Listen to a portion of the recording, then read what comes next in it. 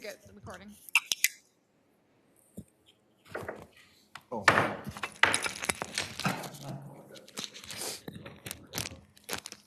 think mine is on already. Already been on. Is it a green light? Yeah. Okay, it is 6:02, Monday, May 18th.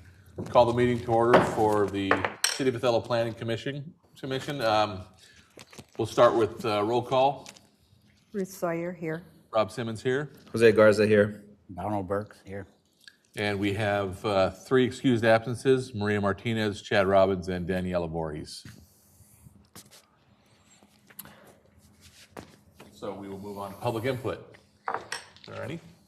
Not yet. Do we have to put a motion to excuse the absence? Do we have to vote on it? Okay. We'll do that. So do I hear a motion to excuse the 3 absences? I put a motion for. I didn't give you a reason. Maybe you guys want to hear the reason before you approve the excuse? There's a reason. Well, I mean, how can you excuse something if it's a really bad reason? Give me the reason. I would love to hear your. Daniela is coaching T-ball. Will be gone for the next 8 weeks. Ooh. I'm just kidding. She's coaching T-ball night. That's what I heard. Maria's out of town. And Chad, I did not hear. He Didn't say. He just said he wasn't going to make it. Okay. That being said, I'll entertain a motion. I put a motion to excuse all 3 of them. I second it. All right. Motion and a second. All in favor? Aye. Aye. Opposed? Okay. Public input, we've already decided there is none yet. And move on to the approval of the April 2026 minutes.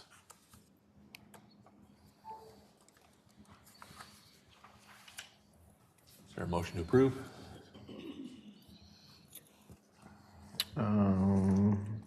Yeah, I put a motion to approve the April's minutes. Motion second it.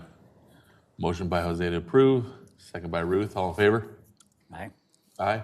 Right. Opposed? Motion carries 4-0. Okay. So the first thing we want to talk about is the public engagement, the survey, right? Is that? Well, the survey, so I provided the survey just kind of to see, what results we got. We can talk about that or not. I more wanted to talk a little bit about the May 2nd event, which was, I felt kind of mixed results. We got 37 surveys in paper back. I was there all day, and I don't feel like I can do that again. It was just too much. I was setting up at 11 and I left at 7:45 and I was just like burned out. But I also, I don't know if it's worth it to try to do July 4th because I think it's going to be similarly hard to get other staff to help me that day for, I don't know what kind of the return on the investment of doing another event would be, but I wanted to talk to you about how you felt. I mean, it is really important to get input.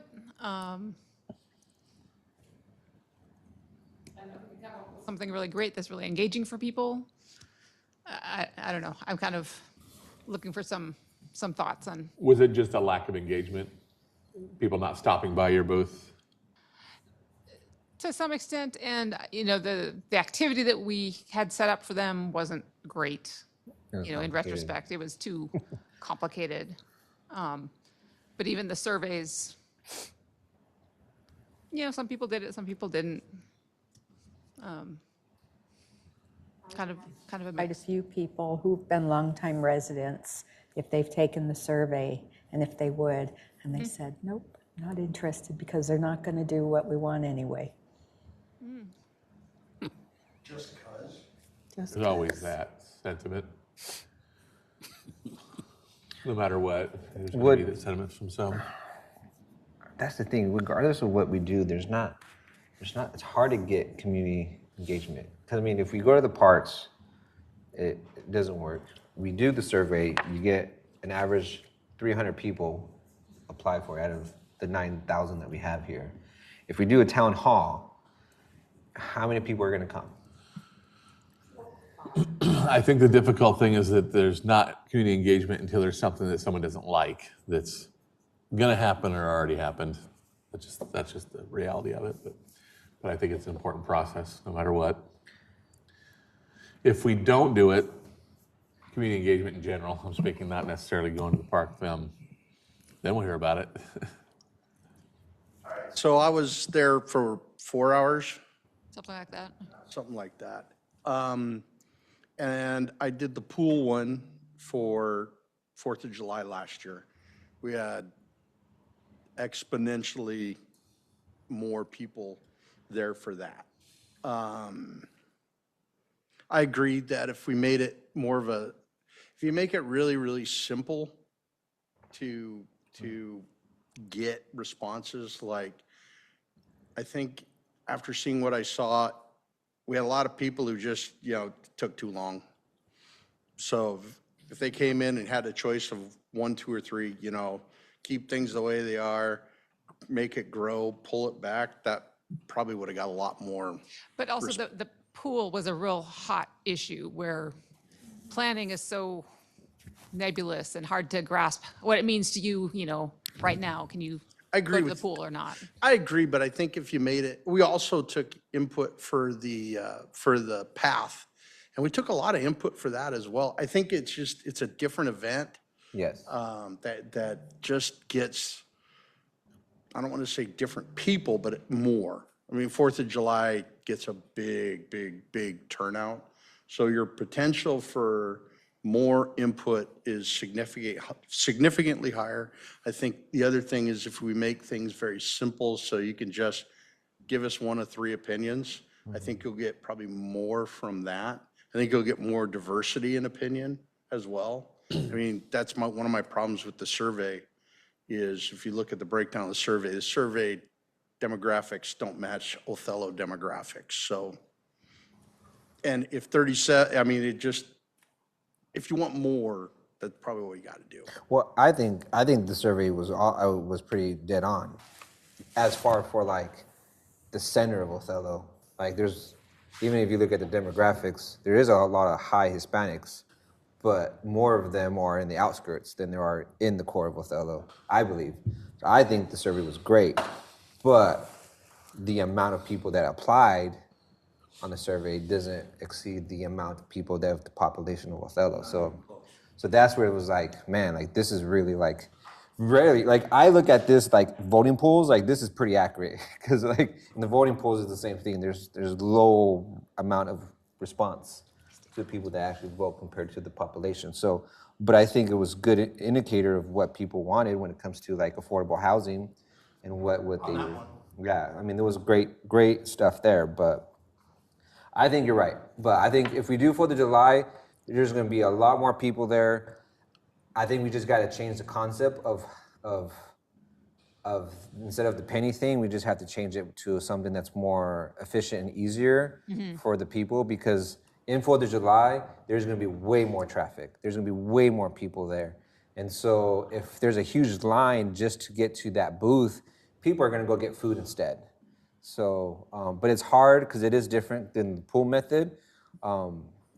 But if we can change the concept where it's easier for someone to just spend an average like 3 minutes in that booth before they get distracted on the food lines there, I think it would be way more efficient. But there's going to be a lot more people at the 4th of July. There's more families barbecuing, more people there hanging out. And so I still do the 4th of July. Okay. It just changed the way of getting that information. That's me, though. And we ran a survey that day for our booth, Oh, uh-huh. trying to figure out needs that we can bring to Othello, what people are looking for service-wise. And we did like a multiple choice. It was just a little small square paper. We only gave them 2 options for each question, just to make it simple. A couple of questions might have had 3 answers. I think we did a total of like 8 questions. But I did notice a lot of people wouldn't stop unless we said, hey, would you like to fill out a survey? So it did take us kind of having to go out and get people to come fill those out. We even had some people walk around with the surveys and a pen, seeing if they could get people to just quickly fill it out. That made it a lot easier too. We probably ended up getting like, I don't know what the total count is, but it was pretty close to like almost 100 surveys back at our booth. But we did send people out with the survey and a pen, just saying, hey, do you want to do a survey really quickly? And it was just a small little like quarter sheet of paper, simple, quick questions. And so we found more people were willing to engage if we were helping them fill out their survey, as much as them walking up to us and saying, hey, what's going on here? We didn't have a lot of people approach us, but we were able to approach a ton of people. So I don't know if that's any help, but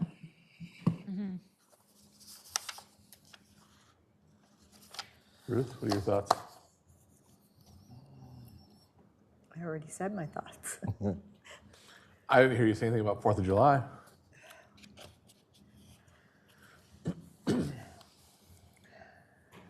don't know. If you're inclined to do it, then do it. But I guess my question would be, do we want to get the top 3 or the top 4 that you did from here, and then just put that on the 4th of July and say, instead of having the 5 options, just say which one is the top priority out of the top 3? Do we want to centralize it more?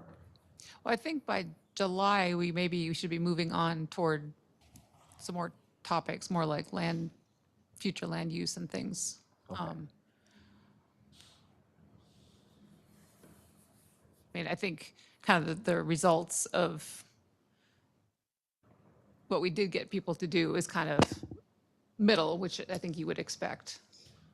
So this would work for you as far for moving on and then having a set of different questions in July.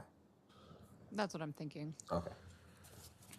There's only so much you can do, right? And you got to move on. You can't just keep trying to get a bigger sampling of the same stuff and hope for something different. What do you think, Don? Any thoughts on it? At least half the people on the 4th of July are not from Othello. And so you might skew your survey by people filling out surveys that don't live here. The question would I mean, be we could asked, ask are them, you yeah. are you a resident? Yeah. But a lot of people Good come point, for though. fireworks and don't live in town. Yeah.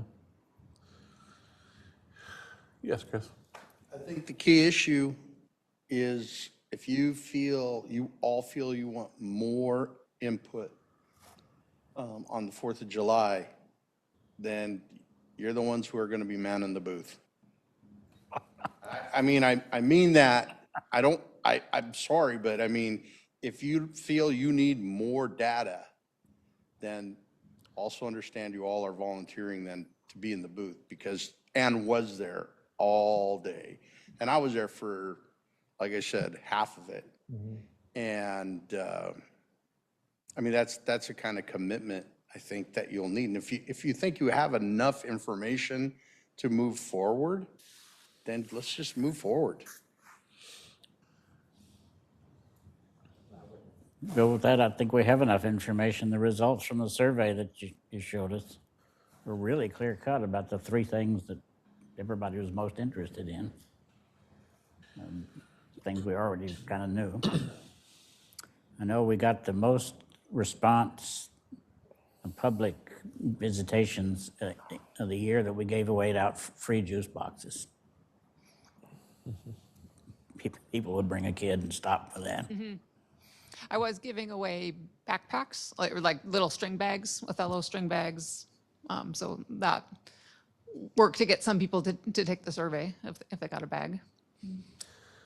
Yeah, I think you hit it on the head. It's not a exciting or sexy topic, right? So it's not people like, oh, we got to go to that booth. I don't know what more you learn from doing it at another event. I do feel like it's important that we try. We did. I think it's important that all these things, there's a lot of things still going to be going on that's going to be engaging the community going forward. And I think you just kind of have to move forward. So I feel like the sentiment might be, and I understand where you're coming from, Jose. I think there's going to be a lot of people there, but Dom makes a really good point. There'll be a lot of people that aren't even Othello residents. I tend to lean toward the, let's just not beat up some volunteers. And I won't be here for the 4th of July, so it'd be messed up for me to say, yeah, you guys need to do this. I can't help. Okay, is that the direction you're looking for? All right.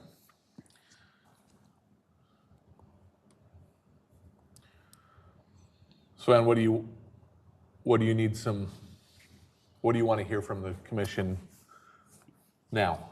Do you want to talk about the survey results, or? Do you want to talk about it?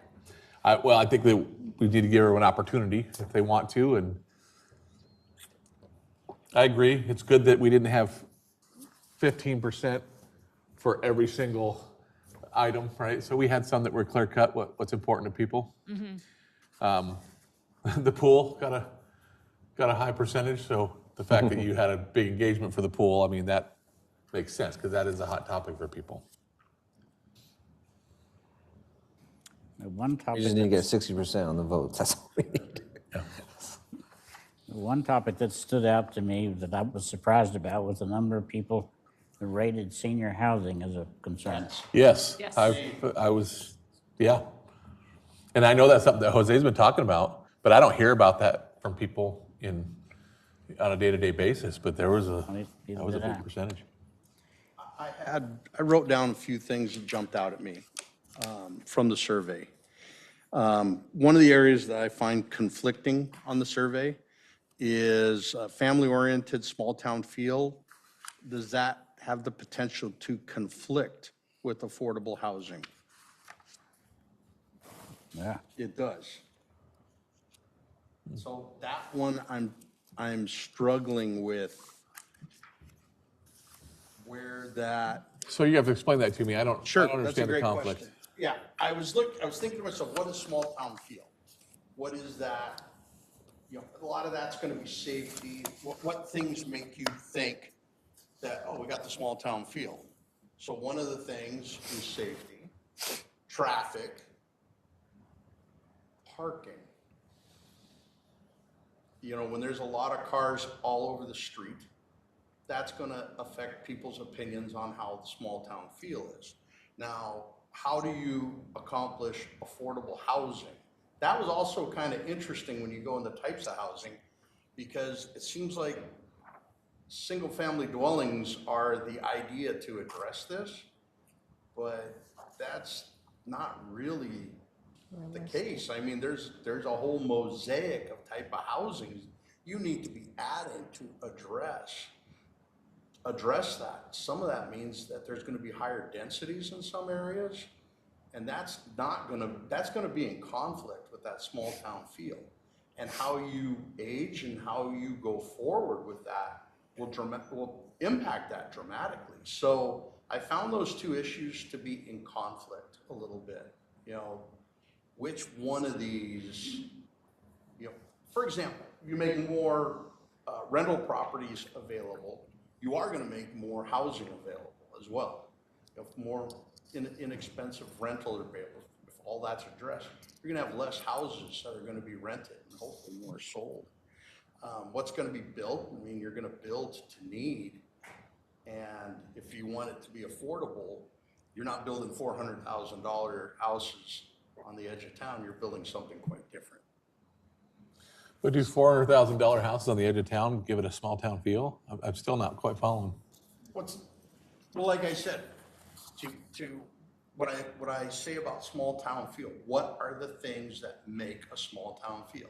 I think that's, Low density. I think that's more person to person though, because your description is not my description of small town feel. What items would you have as making small town feel Small like small town town? for me is a lot of mom and pop shops, a lot of people walking around the town when I pull in. So that's when I think small town, that's what I think. I don't necessarily even look at the housing. Laid back atmosphere. Well, there was a poll here, I'm trying to find it, where I think of when I think of small town. So I think that small town feel is a little bit more interpreted person to person, but I don't necessarily put a correlation with affordable housing. Yeah. I don't. Trying to find it, but I don't see it. Yeah, I feel like you can achieve both, but, and I think it's very subjective what someone thinks a small town feel is. Yeah, I agree with you. It's going to be different from one person to the next. I think safety, traffic, and parking are probably your three biggest things, just based on experience. Well, and what does someone consider a small town, right? Is it, when someone says, I like the small town feel, are they saying, I don't want Othello to grow, I want to stay this population forever? Not necessarily. You can grow and still make it feel like it's a smaller town. And to me, that's the more interesting, I mean, I think that a lot of people would say, I'd like everything to stay, go back 20 years. Some would, and for stay sure. that, without a doubt. But to accomplish affordable housing, part of that is probably gonna be a certain type of growth. Yeah. Well, also, that- more will restaurants and shopping is going to mean Also, I mean, more that's so. what I'm saying, some of these things come in conflict with each other, and where you all are going to value what you value is, I think it has some pretty dramatic impacts. I think you can manage some of this by design. I think some of our designs and some of our plans as far as where we shunt traffic, you know, how we deal with on-street parking, which something we're gonna be talking about again, where we're going to focus commercial development it will impact Othello's growth. I mean, this all kind of fits into a big, you know, mosaic of things you're gonna do. And small town feel might, as I said, if affordable housing is our biggest thing, I could tell you what I'd wanna do for that. But small town feel, that one gets a little dicier. Just like you said, it's personal. So, I don't know how many of you have ever gone down to somewhere like Moab in Utah. My sister lives there. It is a small town. It is packed with tourists. It is packed with traffic. It is not terribly affordable to live there, but it still has a small town feel because the businesses are, I mean, there's a couple of chains that are there and there's a lot of hotels, but there's tons of independent shops there. There are people, they know their neighbors. There's people out walking. There's people that are out interacting with one another. There's lots of outside things to do for people to get together. Those things, to me, give you a small town feel. And what gives me a small town feel about Othello has nothing to do with the housing. And has, I mean, I like that there's not a lot of traffic, but that doesn't change that for me. What changes it for me is that I go into a business that I frequent a lot. They know my name. They ask me if I want what I usually order, if I'm gonna try something new off their special menu. Like, that is just getting to know your community and having that small town feel. And I don't know those people outside of those businesses, but you develop those relationships with those people. That is part, to me, of a small town feel. I don't know if anybody else spent all day Friday listening to the affordable housing webinar that Ann sent to us, but I did. And it was interesting, and a lot of it is acronyms and stuff that I don't know because I wasn't on the planning commission before, and this is not my wheelhouse. But much of what was talked about is off-site construction, which is modular homes then being brought in, and different pilot programs that I are doing to try and bring in. You can have townhouses and condos and that kind of thing that are, they don't look commercial. They don't look high density. And they're built off-site, so you have savings in construction and planning with that stuff. So I think there are ways that we're not doing yet, that those things still could potentially be solutions. Whether we do it or not is a whole other thing. But I think that there are ways to bring in more affordable housing that don't take away from what makes it a small town feel.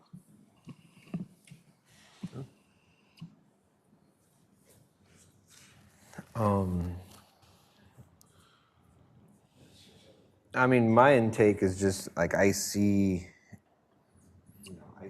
where they're talking about affordable housing. I see how they want family order, like everything that you guys are saying.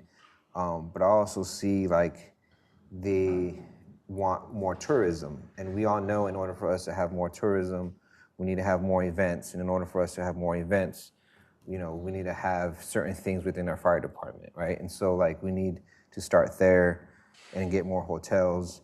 They want to expand on shopping and restaurants. I mean, that got 66%, right? So, I mean, and this is just me thinking because I know certain things that maybe most people don't know, but like that Portland that's on 26 and Reynolds, that if that ever happens in that roundabout, that's going to bring more shopping, hopefully restaurants maybe, I don't know, but it would bring more business, more opportunity. And if we can get some hotels, then we can get some more tourist funds and we can get more events to bring more people to come down like 4th of July. And that brings that small town vibe, right? You're supporting local businesses, you're getting tourists to come down, you see the San Crane Festival, that brings small town vibes, right? Is having those events at the park that you can take your kids to. And so I think we're on the right track of what we're wanting the community is asking for. It's just we just need to pull the trigger and figure out what are those things. The affordable housing is a huge thing, but also when they're worried about the infrastructure of the city and all that as well, that's a huge portion of it. Yeah, I think the answers were smart because people thought about that. They don't Yeah. want to stress the infrastructures. They don't want to stress the water supply and all that. So I had another question based on what I read. And again, I'm looking at this from a 10-year plan standpoint. How can we add things in planning for a 10-year plan to accomplish some of these goals? So that's why I wondered if, affordable housing potentially makes a conflict. Another important one, and this is one you all have to think about quite a bit about.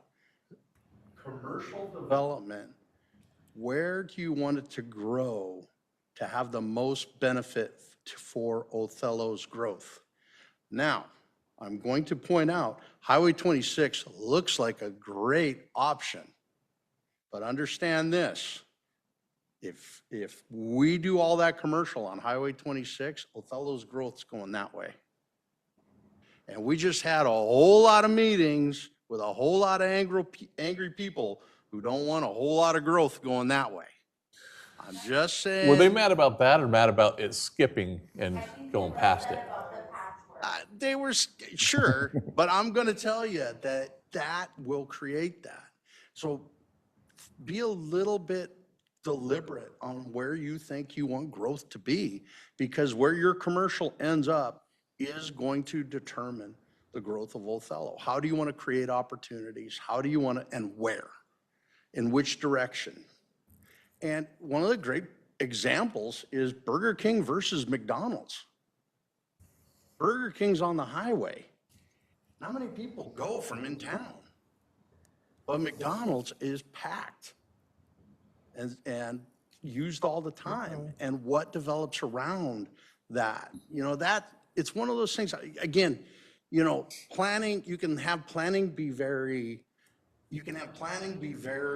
random, or you can be a little deliberate in how you think about things. And you're right about a hotel motel.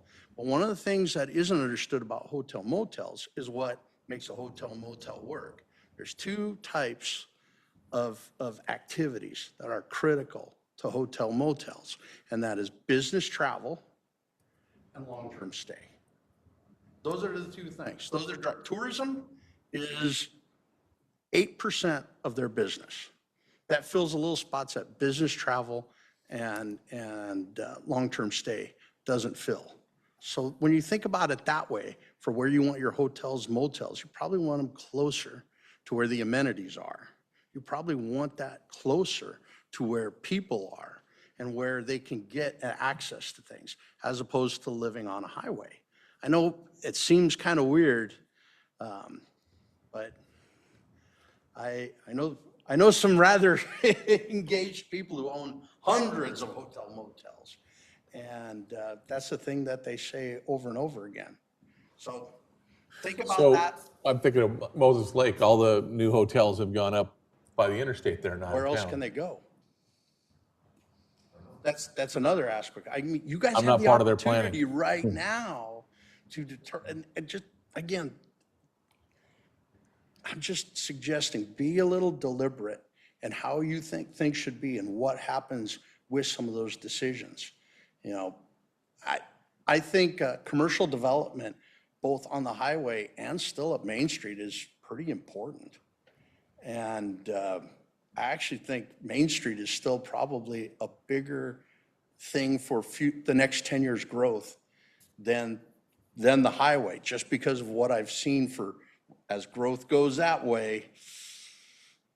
I mean, it's like, well, we can have it go that way, but let's not let it go too far that way. Well, I don't disagree with what you're saying, but are we even there yet? Well- I feel like we're looking still at big Well, I picture stuff. think at the end of the day, we don't get. I mean, we get to say something, but like the developer is going to come in. They and decide it.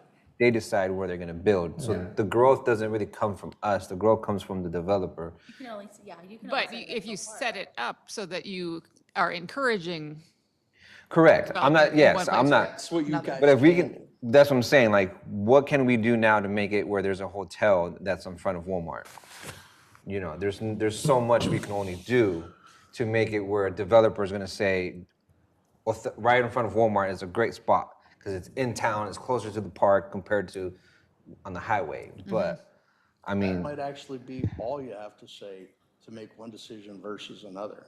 yeah. I feel like right I now mean, we're just seeing like what people are prioritizing to know then where our direction's going to go on recommendations we So, make. Rob, right? I feel why- like we're getting a little ahead. Why I'm bringing these things up is it's really easy to just read some of this stuff and go, oh, okay, we need more affordable housing. We need more. Can you guys do things for deliberate growth? Is there stuff, and where do you want that, and what makes the most sense?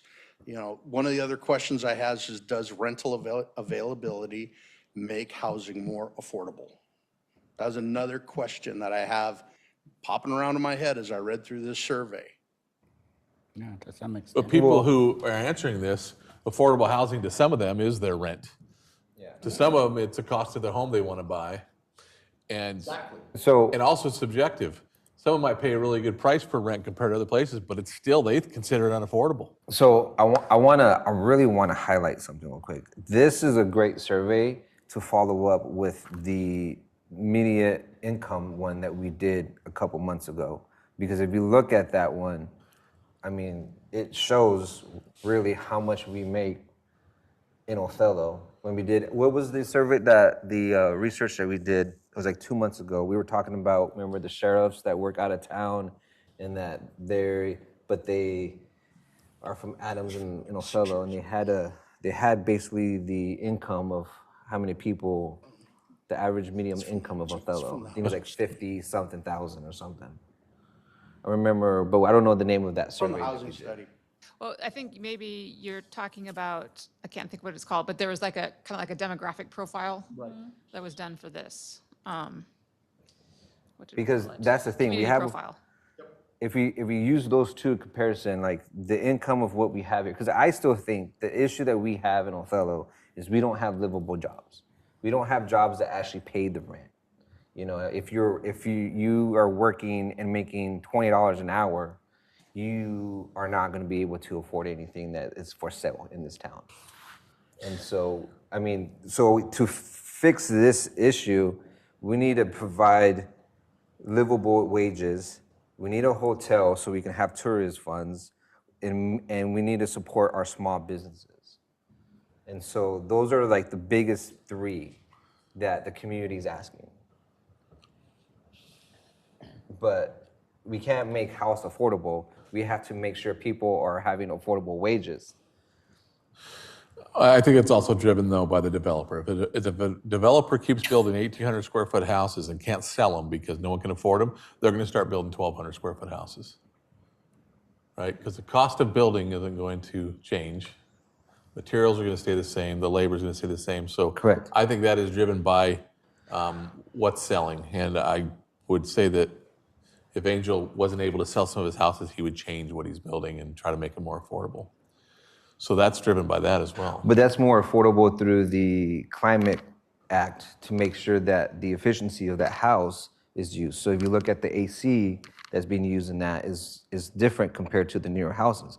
I mean, if you look at the first row of homes that he did right next to the Inspire, those homes were a lot more bigger. And then each of those homes that are going down that has been reduced on size to make it more affordable. If that's true, then that's exactly what's happened. That's kind of proves my point. No, I mean, I agree with I you. think we do need it, and I think I think those things happen naturally. It's driven by supply and demand. Everyone wants to be able to provide more jobs for that are better paying jobs, right? Any city would want that, but then all we can do is provide the ability for businesses to be able to come in who are willing to pay And the best higher wages, infrastructure opportunities. Yeah. That's what we have which will control get over. the businesses in. That's what we have control over. Another item that really jumped out at me was there is a giant void that needs to be filled in senior housing. And when it comes to promoting things that you could promote, where you could have types of building that, you want to make some money on something, provide senior housing. What does senior housing look like to us? I'd like to know that. So You know that, All right. Tell me, Don. only because my grandmother ended up in one. But periodically, the federal government has grant programs, financing programs for people specifically to build senior housing for elderly folks, and not necessarily disabled, but just elderly. And those I don't think those programs are constant, but they come and go. We should tell the city's grant writer to investigate programs like that, because if they can arrange either grant money or some kind of federal loan money, that potentially can move along senior housing. People look at that as not terribly lucrative, but all those people have a steady income and they spend it in town. And I think that's possible. We could probably build 200 senior housing units, some of them quite small, some of them a little bigger, and that would add a lot. The problem is where to put it, because they don't generally drive. They need a way that's convenient to get to town. Which brought up my next question. I need information from somebody that knows more than I do. If I understand it right, the highway department is never going to allow direct access onto Highway 26 that doesn't already exist. Pretty much. So does that discourage developers? There's other things. I don't know.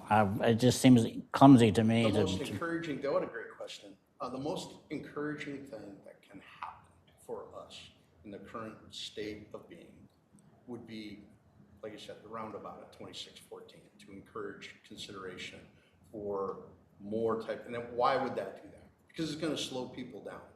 It's going to slow people down and give them two opportunities to spin around and come back. So the two roundabouts on Highway 26. Number one, if anyone asks, it's going to increase safety massively, but it's also going to increase the opportunity for commercial growth around the highway. The thing we have to consider about that is when the timing of that happens, are we okay with Othello going that way? And if not, we need to figure out ways to do that. Now, getting back to senior housing, what did I think senior housing was going to look like? I remember when Coventry was presented to us and how it was going to be, and it didn't end up that way. But I don't have an answer for you as to why that didn't end up that way, but that's what I was looking at. I think the situation that all right, so we're looking at, again, big picture, 30,000 foot, small town field, and also affordable housing. And we want to have more opportunities for different types of business. What sort of things could we promote besides getting a big employer to come into town? Is this a good place to retire potentially? And what would make it a good place to retire? And that's where you would get that bump in your senior housing pretty significantly. What are we doing to promote that? What are we doing with people in all over the place to consider that circumstance, consider that situation? And should we be doing more? And if you had that, I think you still maintain some of those things that you're looking for in your small town feel, adding population so that you can have more services, but also work on some affordability that might come around that. And Ann, correct me if I'm wrong on that, I mean, on any of that stuff, but I just think we could do a lot better. And again, I'm looking for ways to help all the things we're trying to do. The only thing that I can think of as an example is the whole development over there by Coventry. I remember that was supposed to a certain be thing. where you, later in age, you bought a house, and then you would sell your house and get one of the condos, and then you eventually might end up in one of the, in the assisted living. As far as I know, those houses were all bought by young people eventually, and the condos don't even have a lot of what I would call elderly people in them. There's some of them that are elderly. There's some. Yeah, 'cause but I know- it's not what the model was meant for originally. So if there's a need, was there just not a need then? Why wasn't that need filled? And why wasn't I it? don't answer that one, and that's one of those I have a question about too. It could be the demographic too. I mean, of Othello. Yeah, good The- point. The demographic, That's when we true. looked at it, it was like only 14% of our population was considered. It was all young people, population, right? Right? Yeah, we have a very so young population. We had a very young population. Why then is there a perception there's such a need for senior housing? Well, because there is none. Because there's none. I know people who live there, and it took them a long time to get into one of the condos or the houses, apartments, because the hospitals and clinics were having their doctors. And so it was a little more money that they could get for those.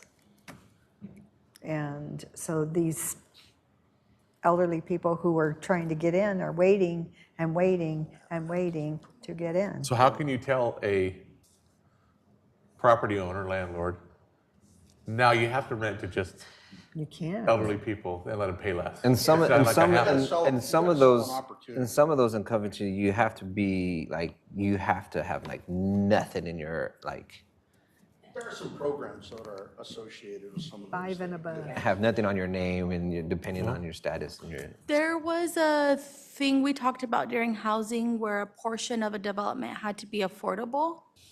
Could that be that tax thing, right? Could that be something that could be used, affordable housing for seniors as well? Would that fall under that same, I mean, affordable housing, right? So you can require that like a percentage of a development be affordable to, a certain level. You can't do it by age, but you could do it by By income. income. So maybe that could be a good way to alleviate for seniors. It was just something we had done way back on the housing plan, was to do like a tax break for developers if they did so many units at a certain rate yeah. when they sold them. And I know Can't wrap my head around it, so I'm just trying to get ideas of what that I know looks for a like. fact when I talked to a developer that was going to build on the port's land, there was land that was designed dedicated for senior housing. It was housing that was not low-income housing, but it was designed for seniors that wanted to downsize, can move in down there because they wanted able-bodied seniors that are just more here to retire to be able to have a place, but a downsized place.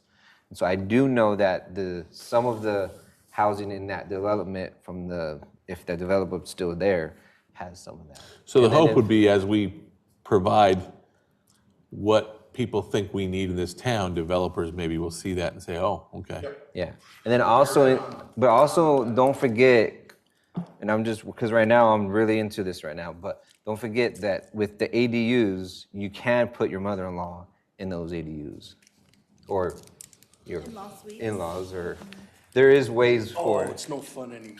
Why do you speak directly to me on that? My mother-in-law is perfectly happy in her home right now. You guys needed to make an ADU presentation to the last council, let me tell you.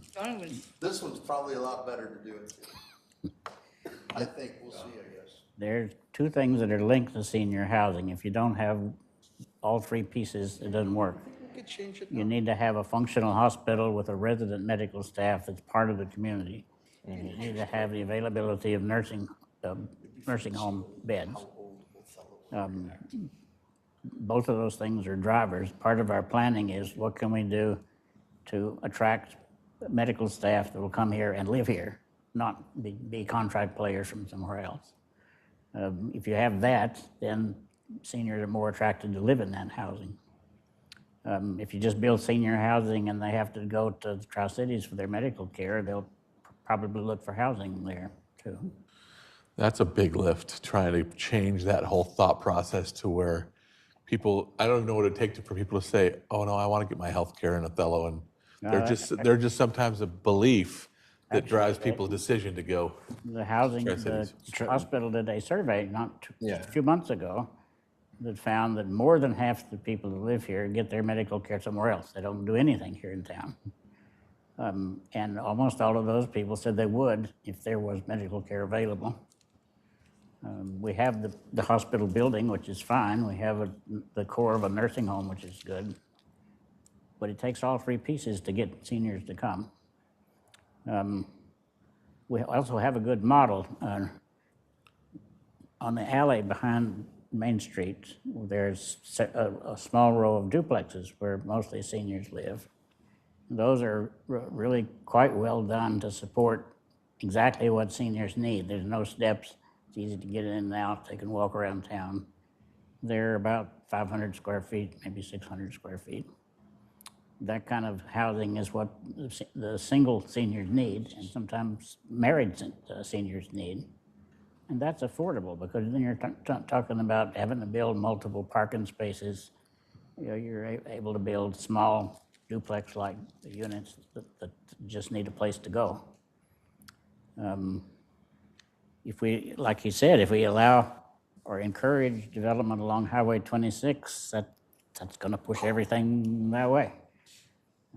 If we want, even if you had stores along there, they would not be walkable. Nobody could walk to those places.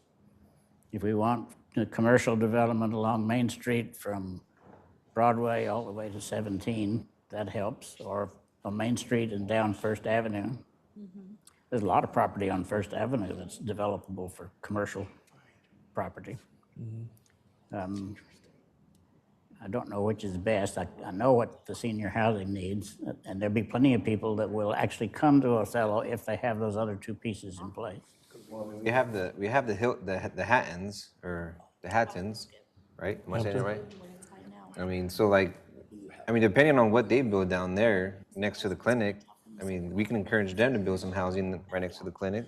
They're going to build what they believe is going to sell. That's Yeah. what it comes down to. But I think overall, I think we've kind of beat this to the horse. Yeah, these are good discussions, but I don't know if they're discussions for today or future, Ann, so give me some direction there. It's more, just get it on your radar for when we get to these points. You know, there's some stuff that's in that survey. Look at that survey, very objective, like what is that thing telling you? You know, one of the things it told me too, riding a bicycle in Othello isn't very safe, and it's not very likely to be engaged in.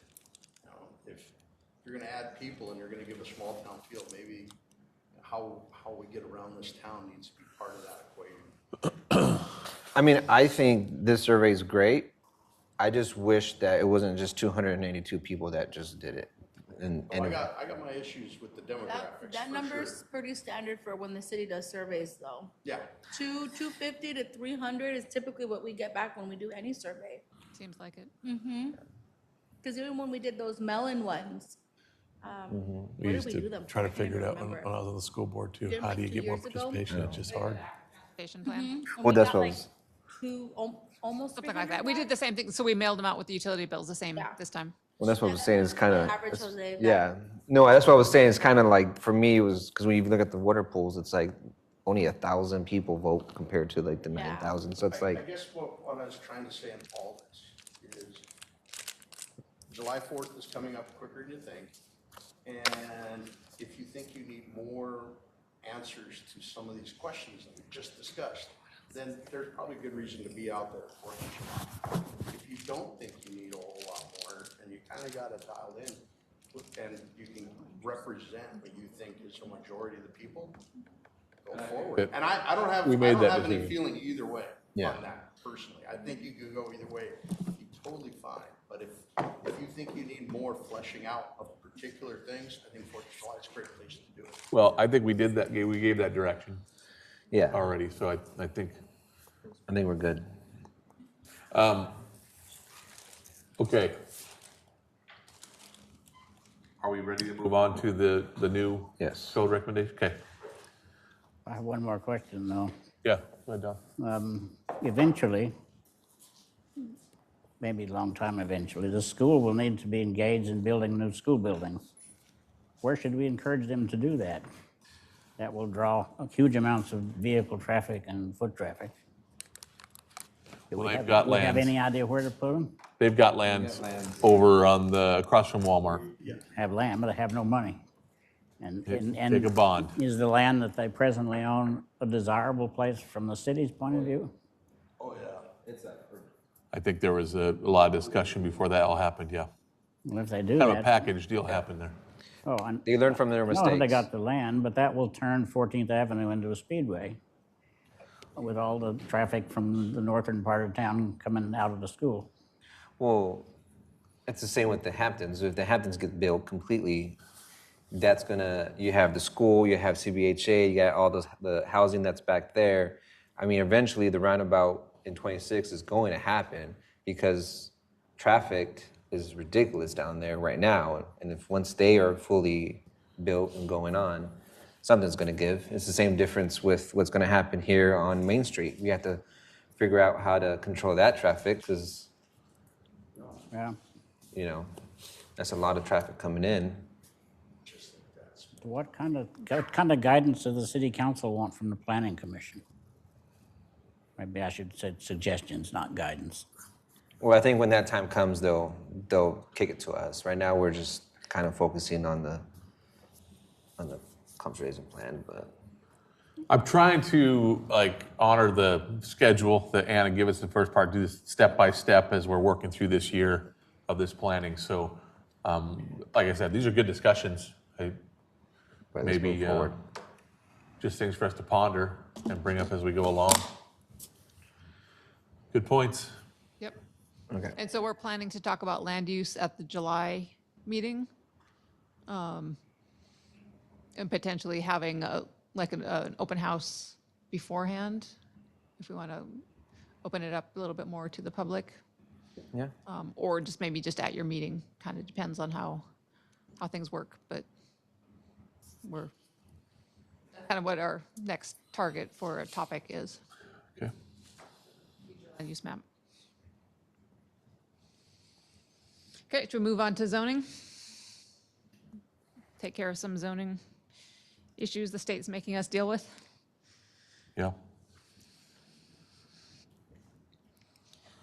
So, Anne, based on our input, has made some changes. They're in red. What do we want to start with the three? I think we should start with the three things that came through legislature, Okay, which would be the daycare, the residential in any zone or any current building, sorry, yep. and now added in the family burial grounds. Let's talk about those first, and then we'll get on to the garages. I look forward to hearing the discussion on that. So, has the commission had a chance to look at the proposed changes that Ann had in the code for those items, those three items?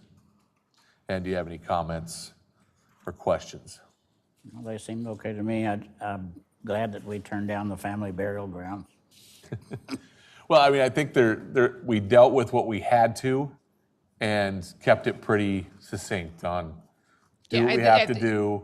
And we, What the impression I got from you when we talked about it at that time was that we weren't interested in that. And so we just need to make it really clear in our code, it's not allowed. yep, and I feel like it was clear. It was in So a few I- different places. Yeah, I don't know if it needs to be in all those places. Theoretically, we could just put it in the general provisions, but I don't know. I feel like that chapter can get easily overlooked. And so that's why I put it in each zone, because then it's right there, it's clear. Does someone okay. If it was allowed, would someone have to come to the city and say, I want to bury my grandma in our backyard, I need a permit? Is that how it work? I don't think there would be a permit required. So I'm thinking that if someone's going to bury someone in their backyard, they're going to bury them in their backyard. regardless. So no matter what, if it's somewhere in the code, we're gonna just be able to say, you can't, you were supposed to do that, but how do we stop it? But if they did it and it's not allowed, right? You They won't. exhume and They move? won't get the benefit of, and this is just from what I was told. I mean, it might be wrong, but the benefit of burying someone in your family or in your home is for tax purposes. Is considered a burial. I would be astonished if that's not already a crime under state law to just bury somebody without official. So the question is, how many times does it need to be in our code? I think that's what Ann's asking. Just once or in every different zone? Just once for the whole city with a big no.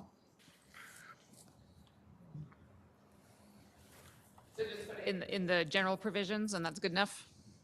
That would be Well, you- page 32 of the packet. Well, you would know better where to put it than I would, but I feel like that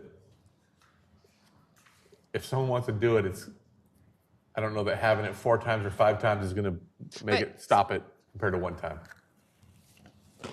Yes, I agree with that. But if they're relying on the Washington code that says you can do it,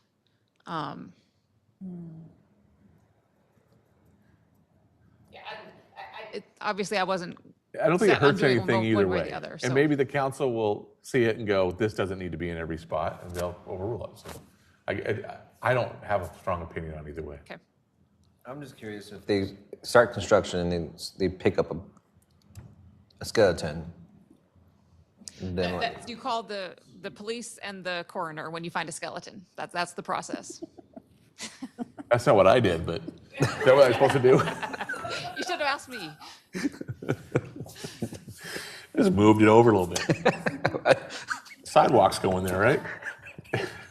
haven't done that twice. When the law enforcement comes out to confirm the body's dead, they will ask you where are they going to be taken care of, which funeral home is to take care of them. So what do we want to tell Ann? Keep it in several places. Yes, Let the council decide if they want to Yeah, change put in a that. big red no everywhere you want. Just I'm fine with it the Yeah. way you've got it now. Okay. I'm good. I don't know if it's needed or not, but I guess more is better for something like that. So just out of curiosity, is that for only an intact body, or does that mean ashes in addition? Burial. You can People bury ashes. bury ashes? They could bury ashes. I mean, that's a bury good ashes. question, I guess. I don't know. There's no way to know. If the From urn, if it's in ashes. the urn, It's buried in the urn. someone might think it's a time capsule. Good luck when you open it. Is that an important question we need to make a distinction on that Ruth brought up? Ruth, you always come up with a surprise. Human remains. As it relates to this law, and can we put requirements on, I mean, I would think that if we're gonna allow people to get buried on their property, we're not allowing. We're not, Okay, we're just not. making sure, I'm like going, oh We're my not. God. No, I wasn't listening, I was. So the state has passed a law saying you can do it unless the city has passed a law saying you can't. So we are proposing to say that you can't do it. In the RCW, how is it worded? Does it just say human remains? Because that actually would be human remains. It's not presently against the law to keep urns This and is- ashes in your home. We're just talking city limits here, so. Yeah. I mean, I honestly think if you let got you know, we're just big talking property out in the county, City you limits here, you know. It's got all the different. Duttons are all lined up. I think you should be able to. Elvis is buried at Graceland, just saying. It's Tennessee. You're Here's the right. new definition. That's a different Family world. burial grounds means an area of privately owned land that is designated pursuant to Chapter 68 RCW, not yet set, for the interment of human remains, and in which interments may be, but are not required to be, restricted to a group of persons who are related to each other, blah, blah, blah. It includes any mausoleums or columbaria constructed on a family burial ground. It does define, I mean, seems to be that mausoleum is human remains in crypts, and columbarium is a structure containing niches for permanent placement of human remains. That's probably for action. Ashes part, but There you go, Ruth. Does that answer your question? All right. It does count. But we're talking about the city limits. I mean, if this was county, I probably would not let that allow because, there's farmers, generation farmers. I'm with you. I have a different feeling on But I that. think with the city, I think nobody's going to put anybody in a house in town. Well, be careful. You know how you feel with your okay. in-laws. So I feel like that was the easy one. I love my mother-in-law. Don't start rumors. You insinuate I buried my mother-in-law in my backyard? No. Okay, so if we're clear on that one. Yep. Does the commission have any thoughts on the childcare and then the residential units in existing buildings? I feel like we just did what we had to do and didn't then add some on that. Is that a big issue about people creating new residential space in a building? Well, it's just that the state has said you have to allow it now, so that, because there's a need for housing. So now any existing building can be converted to residential, no matter what the zone is, if it's an existing building. Maybe not no matter what the zone, For No childcare. matter the zone. all zones. For childcare. Oh, wait, I'm sorry, in a zone that allows multifamily housing. Oh, wait, let me, No, that was part Sorry. of it. this was stuff I had prepared in March and we never got to, so I just kind of added the family burial grounds and threw it back in. So, in commercial, mixed use and residential zones, we have to allow new housing in existing buildings. It just makes it much easier for someone to buy an existing building, convert it to housing, and not have to do a lot of energy or code updates to it. To be able to When I read provide that, more I housing. wondered, does that just sort of run around the accessory dwelling unit procedures we did last year? If you suddenly say you can put new housing in an existing building? Empty, say, you can convert into housing. No, because, I mean, if you're converting your garage, then Yep. yes. If you're building a new building, you would have to meet all of the Opportunities. current standards. That's, I understood that from the accessory dwelling unit thing. They had specific Has to be within things to do. current envelope, yep. But the new language that the state put in gives them an awful lot of leeway about Yes, what codes to because meet. we need so much housing that the state is reacting to that and making it easier and easier to build housing, hoping to fix the problem. So that's going to be, And also with the daycare, that's the idea too, is that there's so much need for daycare that they're allowing that to be. Nobody pretends that all the daycares in the city are licensed. basically our future map is going to be basically all residential because it's, even if you say this is commercial, they can basically make it They into can residential. Build residential in it, yeah. But only where there's mixed zones, you said? Commercial, mixed use, and residential zones. So we don't have any really mixed use zones. We have commercial and residential. But just to be clear, the building that they're purchasing that's commercial, you can't do an addition. So they have to, within that Within that existing building, yes. existing building. Yep. But even if that existing building needs to be updated wires and updated sheetrock, they still have to build it within code of, Yes, it has to meet life safety standards. Yeah. so. Yeah, but if it's currently got a 2x4 wall, they're not gonna make you knock it down and put a 2x6 wall though. There's certain things you can get around. Yeah. And does this change the code where we said you could have commercial on the front edge and residential on the back edge or on the next story up? Does that change all of It's that? gotta be to the current standards. It If you does. leave the plumbing like it was, you can leave it. Well, that's I if was the gonna say- building, that's if the building, so the building has to be pre-built. So you Right, can't but- build a house on top of the commercial because then you're adding to it. But what I'm saying is we already have an ordinance that says if you're in a certain commercial, the front of your business can be commercial, but the back half or the top could be residential. Does that get rid of the code because now it's allowed in any building? Well, Every commercial zone. no, but that But I'm asking zone, if it's gonna, if that this new land- state law is gonna change the ordinance. Currently, if you have a commercial building in a commercial zone, or with this new law, that entire building could become all residential. Right, so that's what I was asking. Is it gonna get rid of our requirement where it had to be partially commercial still? So yes, it would get rid of that. so Question for Ann, but it Requirement? sounds like it. I'll give you two examples. I'll give you two examples. So the land that's right in front of Walmart or the food bank, Mario's Garcia's land, that's commercial, but it's vacant, right? He cannot build a business. Well, technically he could, because with that zoning, he can build a business in the front and then housing in the back. Right, we already have that as an ordinance. I'm asking if that one is gonna change. But if you look at the right next to like there's a shoot right next to the labor, what is it, Marjan. Right next to Marjan, there's like a business that's in the bottom, but then they have a rental or they have a house on top. Right, and so we That require business it can for the turn business. into a home. That's what I'm asking. Do we need to change that ordinance with this? So Alma, on page 26, I tried to address that. So Okay.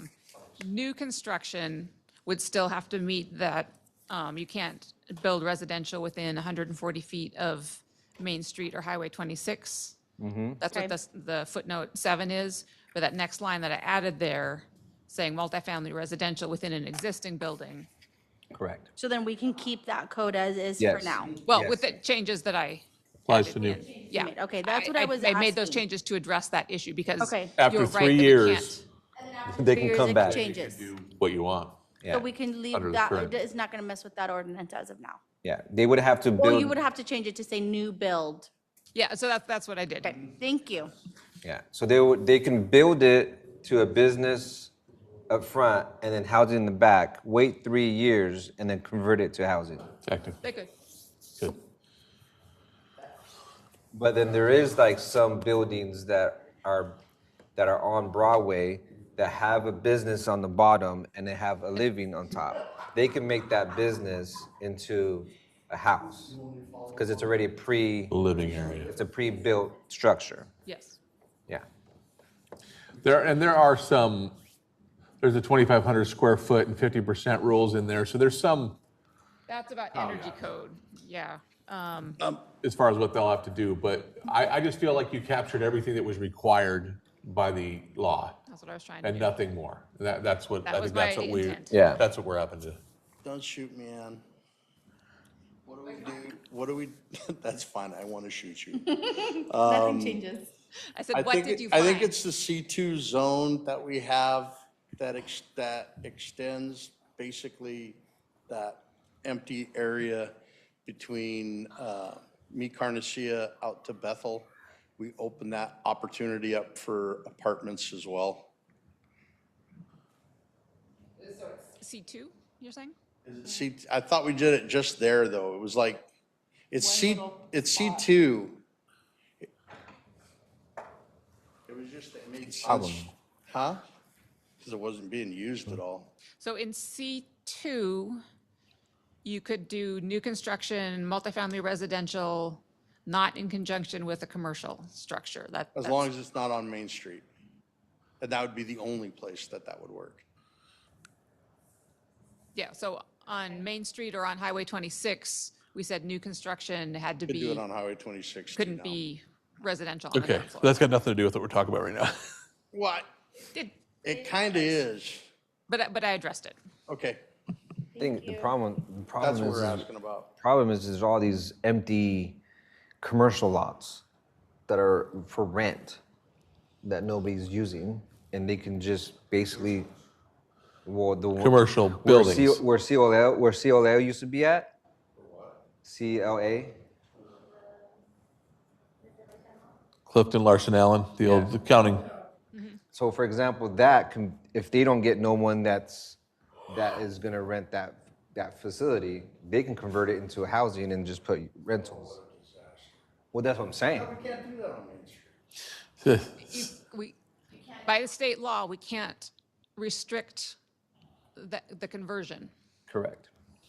That's what I'm saying. We have a lot of commercial lots that are vacant that if the owners decide Buildings. buildings. Same. How does that work with like that? You have to allow it. You have to. You have to allow it based on the law. It would be up to the property owner, right? Like the guy who's leasing all of the little. Well, yeah, that, Yeah. That would be the person that would do. I mean, in reality, the owner. commercial you get more out of the residential, but you wouldn't want it business-wise. You probably don't want to do that. But if so sure about that. well, I mean, commercial, you're renting it out for $3,000, $4,000, $5,000 if it's on Main Street, right? If you do residential, you can only rent, and you try and do affordability, maybe $1,800, $2,000. Wait, not if you have 6 units you just put in it. Just saying. Yeah, so it's just, but I'm just saying that's concerning for me because we try to preserve Main Street and all those. State doesn't care. Down Main Street, didn't do it. I know that's doable. I don't know if we still have a way to do it. Could there be any kind of parking requirement that could help? Oh, God. We haven't got there yet. No, I mean. No, you can't. It's in the law that In the law. you can't require more You parking. can't. No, it's a. Yep. I mean, I hate the idea of more parking, but it's just to, deter it from Main. It's not No parking. it's not great at all, but it's definitely something that I don't feel like we have. Anything you can do, Yeah. yeah. So for the Main Street thing, we can, for a major pedestrian corridor as defined by the city, you can restrict the residential, version to residential there. So we Oh, would have to. I did not read that. We have to label it as a major pedestrian A corridor. major pedestrian. I think that's easy. I did not catch Yeah, that. it's Main Street. It's always a major. But that needs to be put in. Is there a certain definition it has to meet, or is it by our Yeah, standards? this is what I'm saying. Defined by each city. I did not catch that part. I'm glad it was brought up. Yeah, because I'm like, that's my concern was that. I'd say pretty, with a lot of confidence that the planning commission were to do that, the city council will support that. I would. I know I would. So that seems very subjective. Major pedestrian corridor. So do You we? could kind of say, you could probably say First Avenue for that as well. I don't know about Broadway. So we don't. I mean, you could, it sounds like you could, but Don't currently have that restriction that you can't build multifamily on the ground floor on Broadway or First Avenue. I'm talking about building though. What's that? We're talking about converting a commercial And building. I'm saying, Right? right now, in a C2 zone, on Broadway or First Avenue, you could build just residential and not commercial by our existing Yep. code. In an existing building, you can convert it. New construction. New construction, C2. So it's There's not an not issue there. But we're still talking about if there's an existing commercial building, can it be converted to all residential right now under our code on Broadway and First? Yes, Okay. because you could build a brand new one under our code, because we only restricted it on Main Street and Highway 26. Well, But we're talking about- this building envelope idea. You're talking about multifamily. And new Under construction. this new one, the state's requirement, you can build one home in an existing commercial building, not multifamily. Yes. So there is a distinction there. Yeah.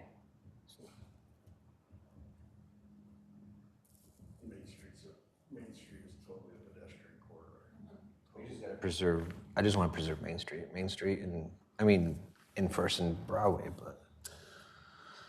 Yeah, First for a while. But I understand, like, on First, you have those two big lots that were at First were. Who will designate the pedestrian corridor? Is that the commission to make that recommendation? So we need to talk about what we think about on First then. We know Main, we've been clear about Main Street, but how far up First? That would be making changes to the existing code says to make it more restrictive than it is now. So is that what you want to do? Just Right now, but right now, from what you've told me, and I'm not gonna say I know all the code, you're saying multifamily.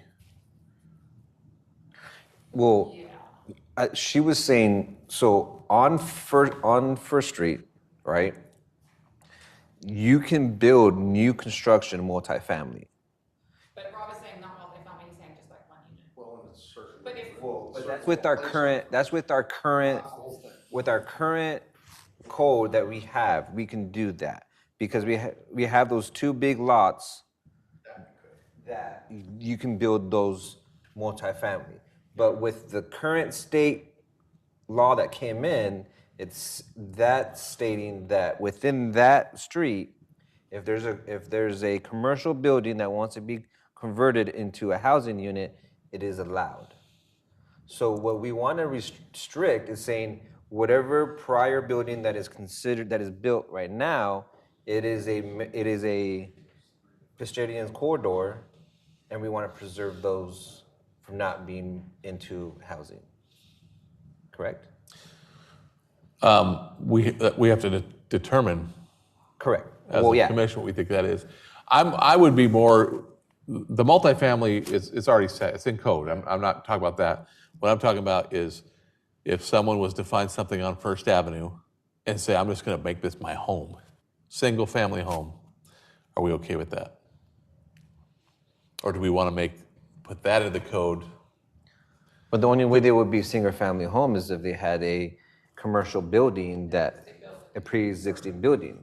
Yeah. That's why she said new construction is allowed. But what is a like, give me an example on First that there's a house or a commercial that can turn into a house. Oh, there's probably like 6 of them I can think of right now. Well, I guess, Barbershop, and then there's another barbershop. well, yeah, but you were saying multifamily. I was saying that currently the code allows for multifamily to be built in the commercial, right? Yes. I'm saying, I'm asking, do we want to limit just Main Street as a corridor, or do we want to come down First?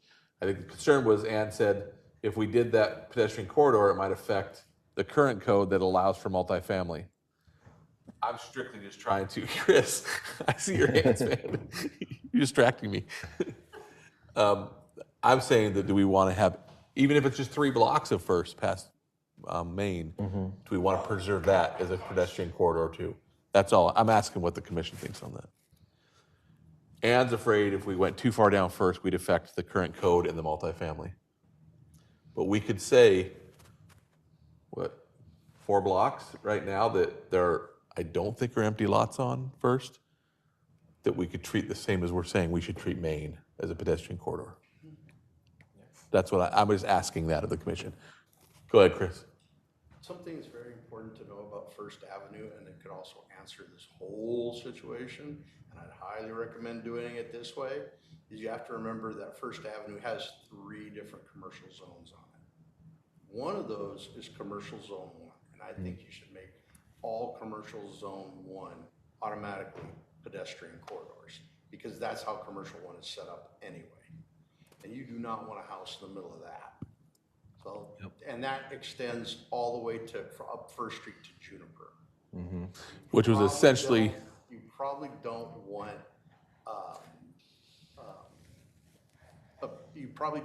those, Commercial Zone 3, you could probably also designate. So if you use your current commercial zones as where this could happen, you would still have the same rules in essence that you already have in place. so that's my question for the commission. I think everyone's saying Just Main that Street little window of unused. Yeah. like 4 blocks of First. Yeah. Do we want to include that with Main Street when we talk about this pedestrian corridor? Well, I think we might have to come back on this one and look at what we currently We're not gonna be able to have. make a decision today on this, but Ann needs to draft it up. Yeah. I mean, I'm okay with how you're indicating it. But I want more. I would be in favor of making First Avenue from Main Street all the way down to 26 a pedestrian corridor. If somebody wants to build another commercial building, they can easily ask the building department or the council for a variance. But that would define it for a long time about where city building is going to happen.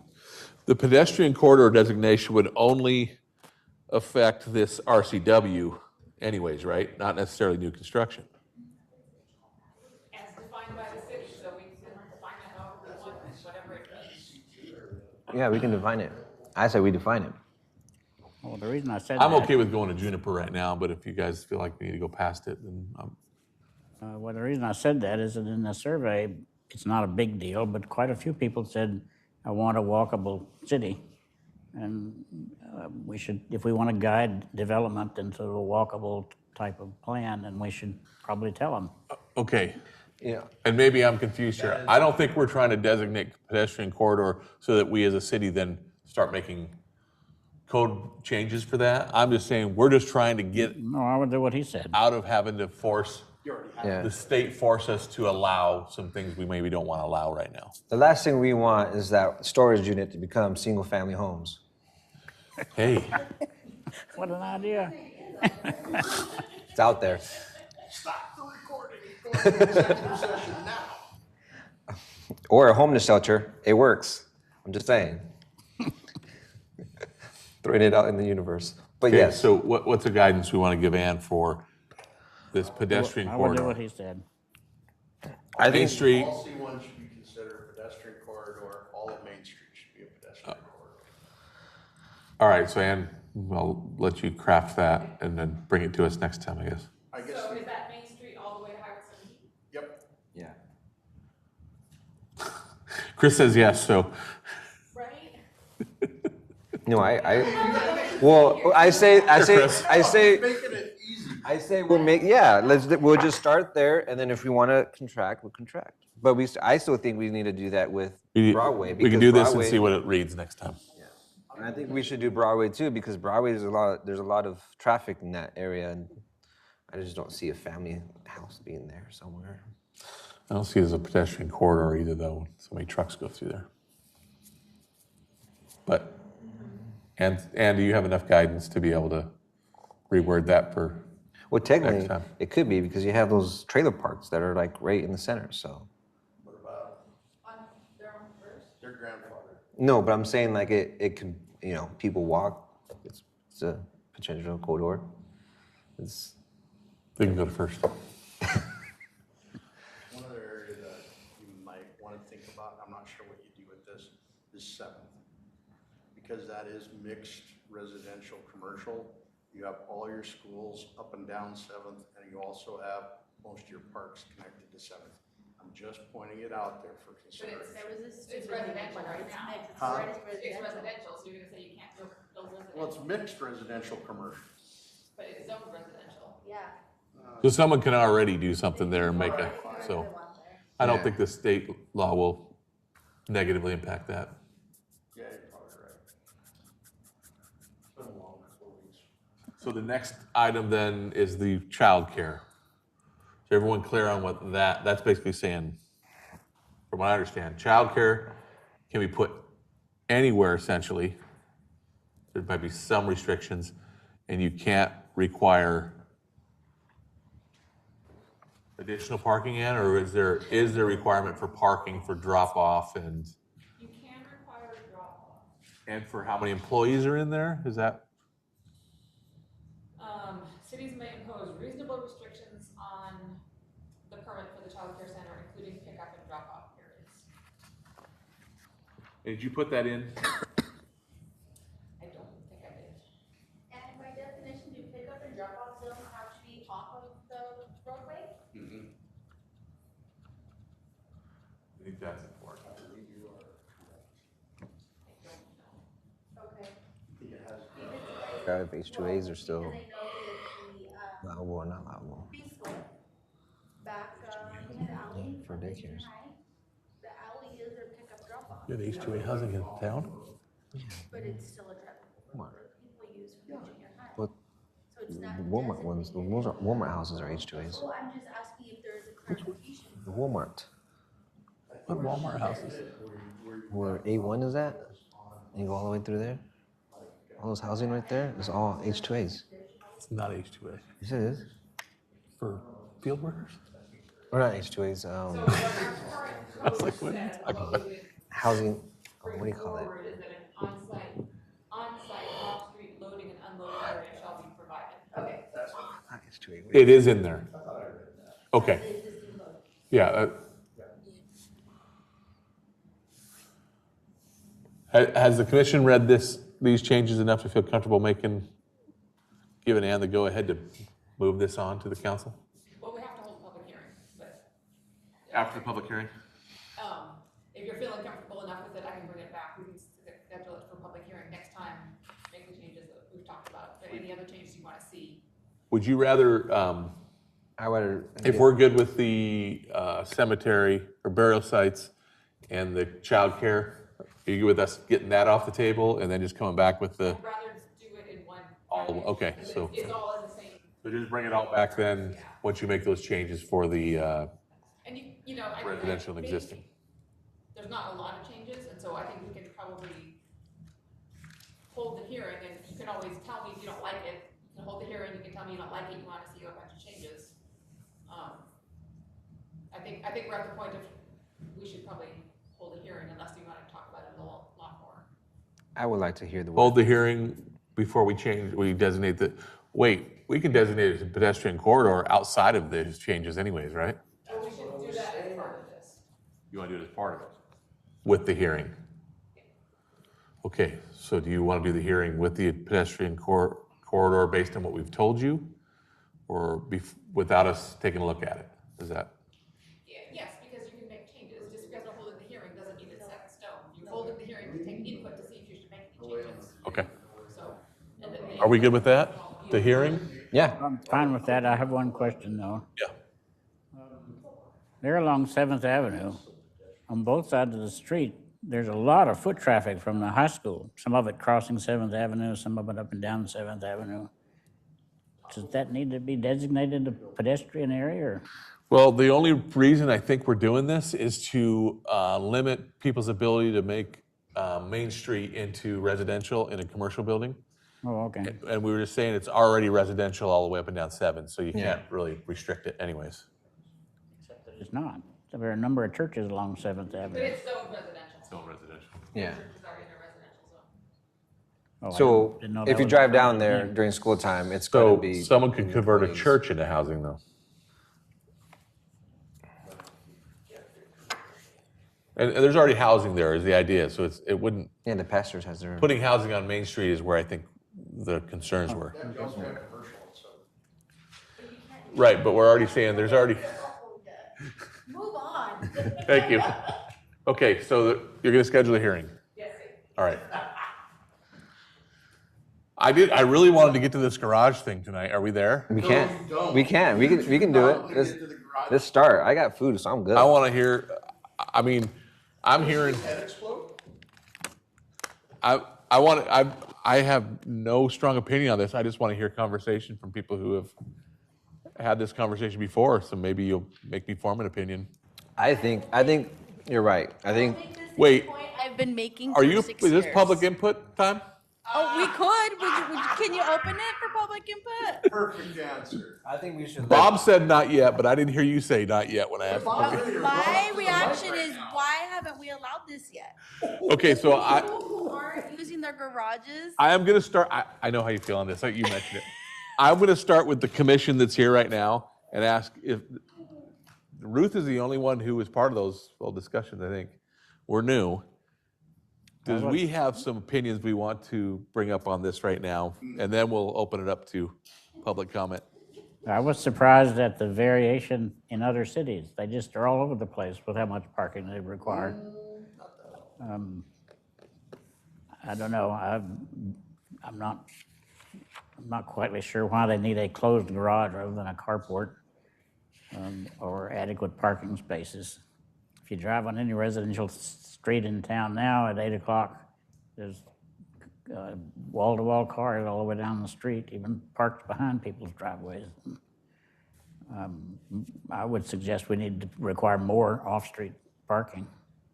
But see, Have you been talking to Bob? No, Bob doesn't talk. I'm gonna say this. This is the issue that I see, right? Is the fact that if we promote more off-street parking, understand that we're also promoting not having stop signs. And if they park in an area where then it becomes I don't know how you say it, a blind spot, because now they're parking on the side of the road, there can be incidents. So then do we want them to park, so parking is going to affect a lot of things. We have to just be indicating that stop signs and then figuring out how to figure out where the people are going to park is going to be a hot topic, because I know that down there in that area, it's going to happen. Well, I know it's a sensitive thing. I don't know what the right answer is, but I was surprised at the other cities, how much variation there was from one city to another. Nobody seems to have the correct answer.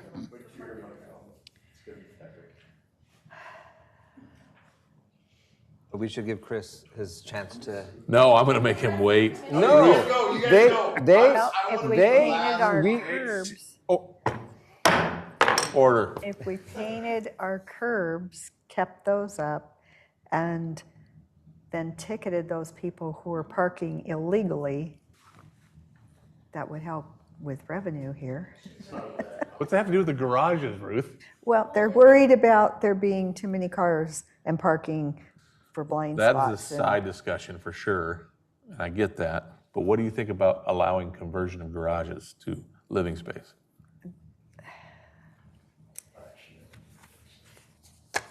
Did I kind of put you on the spot, Ruth? If there are rules for construction, then I think we should have them be able to have permits if they're going to do that.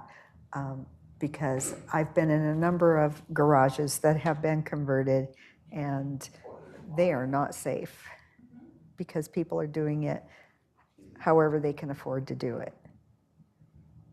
Do you think allowing it is going to change that? No. I think it would affect it to some extent, because if you know the answer is gonna be no, you're not even gonna ask, you're just gonna do it. Where if you can do it right, you might. I don't know, I saw a whole bunch of chickens on the side of the road at a residential area today, when we're only allowed 2. Well, this was a whole family.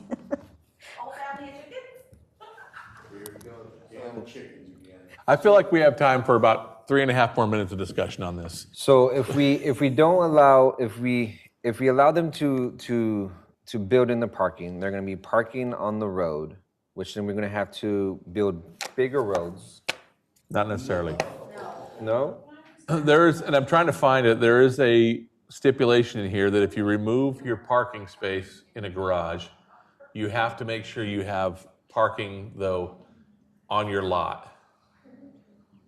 So you may, in some cases, have to add a parking area in front of your house because you just eliminated one from the garage. Correct. It's probably not being used anyways. But we also have like how much grass they need to have in their lot. Yes, that I was going to bring that up. So So then- a lot of these lots are 50 feet wide, and so they would not be able to do it. But I would say a lot of the 50-foot wide lots don't have garages. Those houses are old enough where they didn't build garages back then. Would you agree with that? So I don't think there's very many 50-foot wide lots that have a garage. I bet that's rare. Wouldn't you say? 2007, huh? No. I know you were in the car. So, but if there is, I'm thinking of a house that I have that's got that's a single garage that a lot of people have converted. Even people in that neighborhood have converted to a master bedroom or whatever they did. Based on what I've read in the code, then they would, if they eliminated that, they would have to then add another parking pad. Correct. In their yard. As long as they don't they still have room for 50% of landscaping, which I was looking up the definition of landscaping. And that's a pretty broad definition. I could argue that my parking spot is a patio. So, Chris, did you have something to say? Yeah, my first thing I have to say is you can't really listen to Alma because She's got a conflict of interest on this. Well, you know what, I'm not a planning commissioner, I'm giving public input. Does Alma have a single car garage? I have an extended parking pad with a garage that also fits 2 vehicles. Did I that not don't mention she was use it for conflicted? parking. But I've got enough parking to fit 4, almost 5 vehicles on my extended parking pad, but I still cannot convert my garage. When you say fit, just meaning you have like some smart cars that you could park there, or based on No, code that's requirements? Go past by my house when you leave here. I've got a Jeep Commander parked out there, a 2004 Taurus. I want to know and how an long the Index. parking pad is. It's pretty long. Exactly pretty long or approximately? I can fit, I had an RV that was parked on the side Yeah. of my parking pad. I'm talking about code requirements for length of parking That's why we areas. won't let her, that's why we don't let her convert I it. had enough, by definition have enough off-street parking, but I still cannot convert my garage into Because you have living to have space. covered. Because I have to have covered parking. But I've got the appropriate amount of required off-road parking. So because I'm required covered parking and a garage, I'm short a bedroom. I hear you. So you can't just I'm get a starting to get an carport? opinion on this. I think we just have to leave it like it is. I wouldn't meet the landscape requirement. Do you see what we put people through? Can I just ask a question? We have an affordable housing crisis, and we have people that are in homes that are trying to make those homes work for them. They're not parking in those garages anyway, because they're having to use it for some sort of space for their house. I'm curious as to why we're going to such great lengths to make it so difficult for people to use the home that they're in, because they can't afford to upgrade to something that is big enough for them. Because they're not parking in that garage anyway. I have an answer for that. Columbia Street. We are I have a not- three-car garage, and I park in my garage, but there's every house on my whole road has 3-car garages, and there's people parked all over the street. So we are not, first of all, previous commission did, and it was 07. We did. I'll tell you why we did it. Previous Oh, council denied it. In I've been waiting for it. no, I'm talking about, in 07, they made the rule that you had to have the garage. Yeah. Now, we're having a discussion on whether or not we should change that, so. I can't speak for why the previous commission and council said you have to have the garages, I don't know. So, I actually related that to that question. Okay. Is that at that time, the state was requiring cities to allow manufactured homes in residential zones. And so, one of the things to discourage a manufactured home is to require covered parking, because that's at an expense. So that is, Okay, so it was to deter people from putting manufactured homes in city limits? Yeah. Okay. And it worked. Vote for that, right? Now that, we have to allow it. Yeah. But if you make it harder by requiring a garage also, then that discourages it. But it hasn't been really an issue. We have like 18 manufactured homes in the city on city lots. so if by allowing this, will this change future development? Like are they going to start building houses without garages? Not likely. Not likely. I would say the only way they would do that is if there was a desire from people to have houses without garages. And they're going to build what sells, just like everything else when a developer builds. And I think most people now want garages in their new homes, but I don't know. I'm okay with that.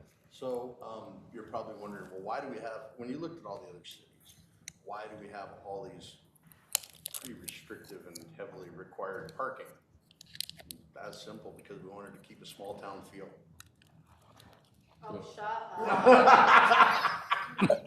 That was Well, epic, that made Chris. happy with Bob, let me tell you, right, Bob? There you go. And one of the reasons that we have so much parking there, I mean, so many vehicles per house, is that houses are so limited and expensive that you have a lot of people living in houses and sharing houses, and so then you have more vehicles. Plus, people will fill have a ton of cars, it's just ridiculous. I only have one. I'm unusual, I only have one. Okay. You are This is rare. tough for me. You, my friend, I like both, but I can't have both. And this is our first discussion on this. I don't think there's a requirement to make a decision today, but. Bob, did you want to make some public input?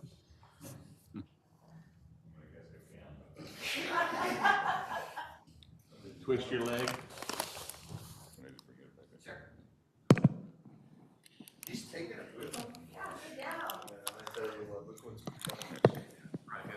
call Mike by now. Hold on. I do got one question real quick. Even if we allow them to build, it's still their choice. They can keep the garage or not keep the garage. Right? It's just a matter of, are you gonna Can they allow convert the garage Well, that's what I'm anyways? saying. We can allow them. That doesn't mean that that family would like, maybe that family wants the garage. Yeah, exactly. They can. It's not saying you can't build a garage. Yeah. It's saying the question is, should we still continue to require the garage? That's what really, it's we're a talking about. conversion, 'cause I don't think we would see too many houses, at least for a while, without garages being built. But it's just the conversion of, because one of the things about a garage is when the builder builds it, it's a lot expensive to build a garage than to build finished areas of the home. So they could make, a bigger house, and you buy it with the garage, and then you end up using the garage for storage. So I think that you still see the new ones. It's just a matter of, how are the people using that house that they bought? How are they using that space? Yeah. And before Bob talks, because I have a good feeling what Bob's going to talk about, as it is, if it was allowed to convert, because you can convert a garage if it was built before 2007, right? Before the requirement was, So if someone in an older home that was built before 07 did convert their garage, which they can right now, yes. then they have to add the parking spaces that they lose from the garage. So that's off-street parking, yes. Alma apparently has a house built after 2007. 2013. All right, Bob, you're up. I think for me, it's more the number of parking spaces. I don't care if they're covered or in a garage or wherever. I think it's the number of parking spaces. And then the other thing too, you convert a garage, you're gonna have more people living there, more cars, and where are the cars gonna go? They're gonna go on the street. I think that there's places that don't have, well, you drive some of these streets right now. I know there's one house up there, just north of that striped water tower. The 5-bedroom house, they rent each bedroom out to a different couple, you got 10 cars. That's extreme, but you gotta understand that, it's a number of parking spaces for the average number of cars that are gonna be in that house, I guess. Do you feel like the requirement of off-street parking and requirement for certain percentage of landscaped area in your front yard can be contradictory to each other? I guess, yeah, you do have an issue there unless you have an alley to be able to park some in the back. I think that is an issue there, but I think off-street parking is important. That's a big, I don't care if it's in a garage or not, the off-street parking is important. Of numbers. Would you're less saying. than 50% landscaped area take away from the small town feel? I don't know. It might, but I guess that's not my concern. I'd rather have the off-street parking. I don't think so. Gotcha. I'd rather have landscape. What do you think, Ruth? I frequent another small town that the houses are really packed together without garages, and it's still a small town feel. I'm talking more about if the whole front yard was converted to driveway. But are you talking about like a single family house? Yeah. Yeah, that's what I'm just, They don't have front yards either. huh? A lot of houses don't have front yards either. Well, we've also changed the requirement for how close the house has to be to the curb, so I think- not much of a front yard anyways with that. I think by law, like they have to have a certain amount of grass and like, I don't Which know. is, that's the question I'm asking. So like you can't really like take away from that, can you? If it's a law, I don't know, you ask me. It's not a law, it's a code. Just something to put in your algebra as you consider this is unfortunately, and Bob's gonna punch me for saying this, but sorry, Bob. And Kelly's right, that one of the ugs that we're dealing with off-street parking, I'm poking at small town feel a little bit. Every bit of off-street parking will decrease the amount of building you can have. That's one issue, to just make it part of your algebra. Like if you require 4 or 5 spots of off-street parking, that is less housing you can have. And if you look at why cities have moved away from what we're doing and is to increase housing. And I'm not advocating for that, but it is an impact and an effect, and that's why things have changed. So For I sure. only bring that up just because if you're gonna be complete and you're gonna go through this, you gotta consider that as well, and if that matters. And that's only reason why I'm bringing it up. So I think it, Not that I'm with everything, for or against comes that. down to balance. So I do got one point or question-ish. If we increase the off-site or like on the side parking, and if we look at Hang on. If we increase what? Off-street parking. Okay. off-street parking, and we look at the houses that we currently have that fit this criteria, how many of those houses have sidewalks? Because like my concern now is we're gonna increase this, kids are gonna be walking on the school, and because there's no sidewalks on those homes, they're gonna be walking on the street now, which they're currently already doing now. But if you look at which homes where this is gonna be affected, do those homes have sidewalks for those people to actually walk in a safe path?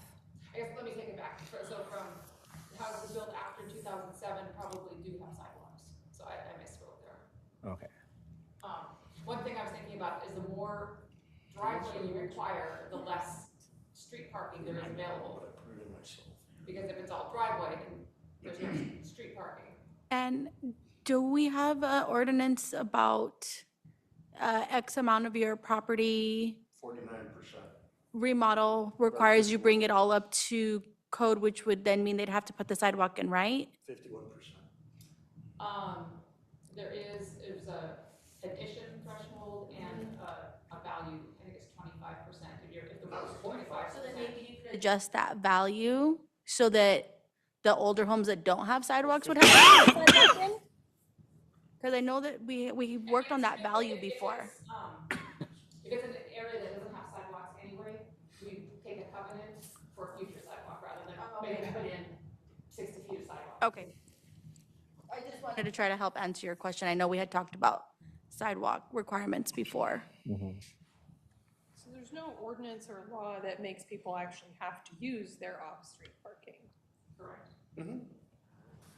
So it doesn't really matter at the end of the day. So you can make them slab their whole front so that they can park their 87 cars there, but they're still gonna park them on the street if they Well, they're don't not wanna gonna park park. on the street if there's all driveway. They're gonna park in front of your neighbors. Yeah.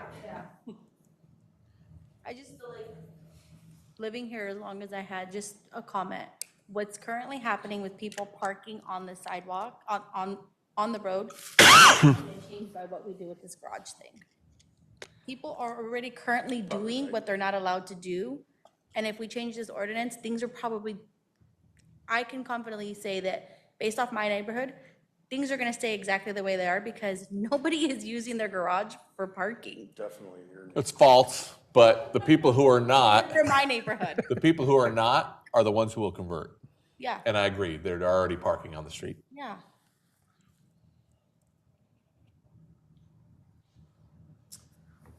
So, it's a good discussion. I don't know that we want to make a decision today or not. It seems like we have things to ponder.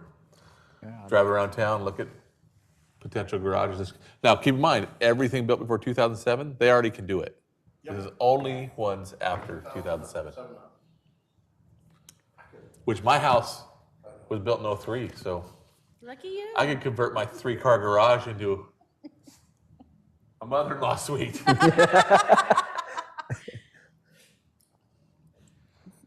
All of those are, I don't know what the right answer is.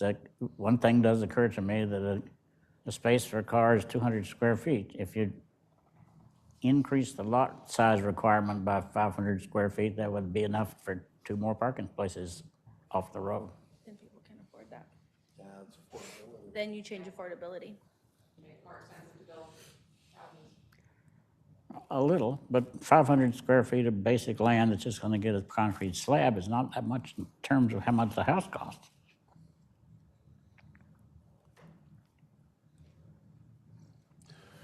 Parking spots 20. Number 20. You should have seen how excited they got when we told them they had to put grass in. I mean, I'm okay with it. I mean, we do have 2 other commissioners that are not here that we probably want to see what their input is, but I'm comfortable with it. I just like to throw stuff out there, allowing them to build, Convert. to convert. So I feel like I want to. my thing is just to bring awareness of like certain things, and so if we can bring awareness and talk about certain things, I'm okay with it. I want to read it more myself. I prefer to read it more and look at the requirements for conversions right now. Well, the other cities are all over the board. Yeah. Otherwise, All over the board. 1 covered, 2 covered, 0 covered. All over the board. There's. not that. So the picture I looked at, 44 don't require covered parking.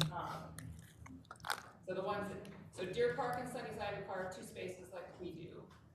Prosser requires 1.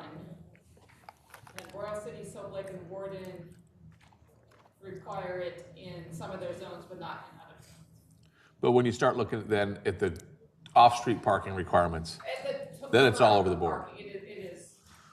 And I think that you have to look at the big picture, not just the garage or the covered parking. That's just my personal feeling. I would be for holding off and having this discussion again later, unless Alma already has the plans from the architect. I do have plans. I did, but I'm shot me down. No, are we good with, do you guys want to make a decision tonight, or are we good with carrying on this discussion later, learning more about it? There's lots more to learn, I'm sure.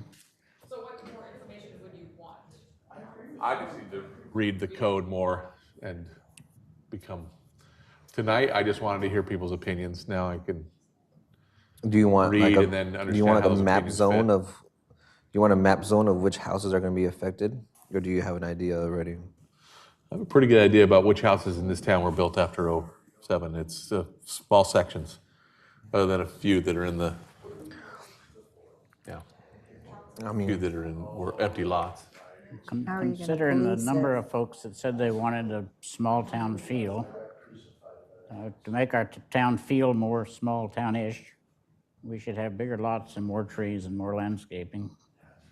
That would improve the, Conflict with the affordability that they also were asking for. but that would be well, we considered. can't have everything. But that would be considered new construction. Like we're just talking about construction that's from 2007 and below. We're talking about conversion of those 2007 until now, but also then not requiring it anymore. It's both those things. You could do one, you don't necessarily have to go together. You can allow conversion, but still require new ones, But that wouldn't make sense. So is it like we go 3 years, keep your garage for 3 years and you can convert it? I think if you do it across the board. That's my personal opinion, or you don't do it.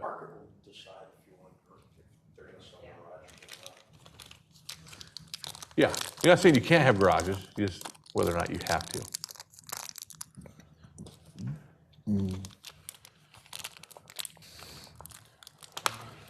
I did have And the one- question is, if you do have a garage, requirements for the size of that garage, because then you'll have developers going, "Oh, I can have a 15-foot deep garage and say that I have a 2-car garage on this house." You know what we should have? You know what we should have is we should definitely take this to public input so Alma can come up and plead her case. Gladly give my public input on this. Gladly. Again? Yes. 100%. I will. Okay. Is there any old business we need to take care of? We discussed everything on the agenda, right? So Okay. then So I will accept the motion to adjourn. So moved. We have a motion to adjourn. Second. And a second. Get that, Zuleika? All in favor? Aye. Aye. Meeting adjourned, 7:56. Look at that. That's right. That's why in 2013. I think it's good. Well, there's the part of it that says, I'll come back and they'll do what they want with their house. I liked your idea